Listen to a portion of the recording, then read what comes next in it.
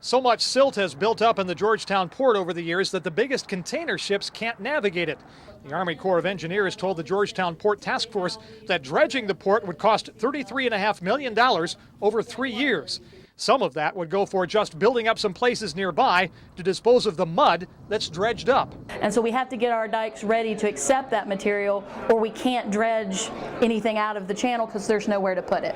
Task Force members believe they can come up with the money for dredging, possibly from some combination of public funding and private money from Georgetown area companies. What we would like to see is we'd like to see our local state, and we'd like to see our local governments and our private industries and also our federal friends. If they can find the money for the dredging, local officials would then have to come up with another $5 to $6 million a year to maintain the port.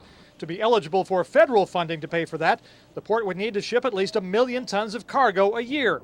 But task force members believe they can come up with that number too. We've got one company that did 300,000 tons this year, and they're projecting over 400,000 tons for next year. So if we can get another company to come in and do the same thing, 2 or 3 companies, it would put us over that 1 million barrel, and then the federal government will put us on the list.